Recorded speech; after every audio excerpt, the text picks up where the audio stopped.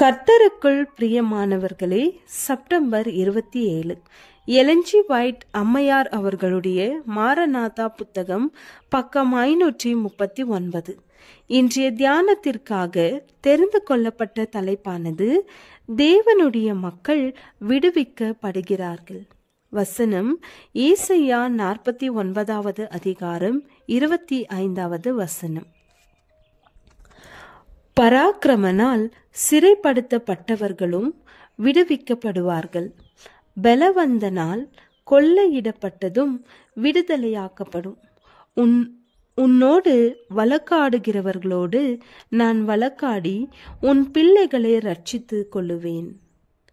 தேவனுடைய சட்டத்திட்டங்களை கனம் பண்ணுகிற பிள்ளைகளுக்கு மானிட சட்டங்கள் கொடுத்து வந்த பாதுகாப்பு விலக்கி கொள்ளப்படும் போது அவர்களை அழிக்கத்தக்கதாக அதை போன்ற இயக்கங்கள் பல நாடுகளிலே ஒரே நேரத்தில் செயல்படும். மரண சட்டத்தின்படி நியமிக்கப்பட்ட நேரம் நெருங்குகிற பொழுது வெறுக்கப்பட்ட ஜனத்தை வேரோடு அழிக்க இரகசிய திட்டங்கள் போடப்படும். ஒரு குறிப்பிட்ட இரவிலே அவர்களை கடிந்து கொண்ட அவர்களுக்கு எதிரடியாக கூறிய குரல்களை முற்றிலுமாக அமைதிப்படுத்தும்படிக்கு ஒரு தீர்மானமான தாக்குதல் நடத்த திட்டமிடப்படும். சிறைச்சாலைகளிலும் காடுகளிலும் மலைகளிலும் உள்ள தனிமையான இடங்களில் ஒளிந்து கொண்டிருக்கிற தேவ மக்கள் தங்களை கொன்று போடத்தக்கதாக தீய ஆவிகளால் ஏவப்பட்ட மனிதர்கள் எல்லா இடங்களிலும் ஆயுதம் தரித்தவர்களாக ஆயத்தப்படுகிற அந்த நேரத்திலும் பரலோக பாதுகாப்பிற்காக மன்றாடுவார்கள்.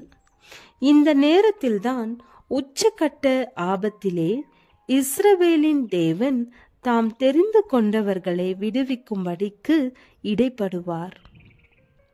வெற்றி களிப்போடு பரிகாசமான சாப வார்த்தைகளை சொல்லிக்கொண்டு ஆரவாரிக்கிற தீய மனிதர்களின் கூட்டங்கள் தங்கள் இரையின் மேல் பாய ஆயத்தமாகிற அந்த நேரத்தில் தானே அந்த இரவின் இருளை காட்டிலும் அடர்த்தியான இருள் பூமியின் மேல் படுகின்றது.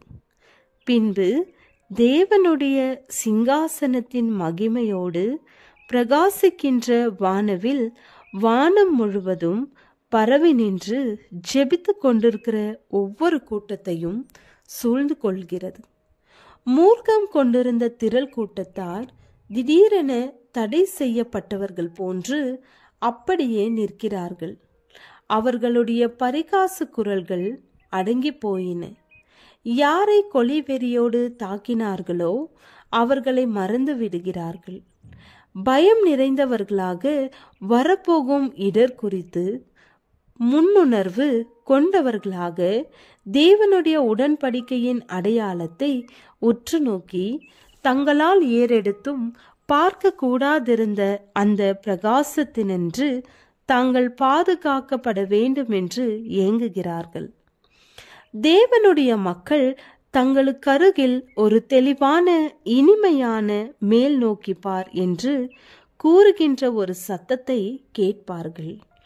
தங்கள் கண்களை வானத்துக்கு உயர்த்தும் போது உடன்படிக்கையின் சின்னமாகிய வானவில்லை காண்கிறார்கள். ஆகாய விரிவை மூடியிருந்த சீற்றத்தோடு கூடிய கருத்த மேகங்கள் விலகி கொண்டன.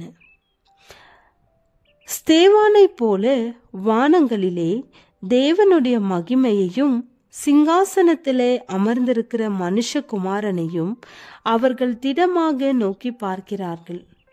உலகம் முழுவதும் இருளில் மூழ்கி இருக்கும்போது பரிசுத்தவான்களின் கூடாரங்களிலெல்லாம் வெளிச்சம் உண்டாயிருக்கும்.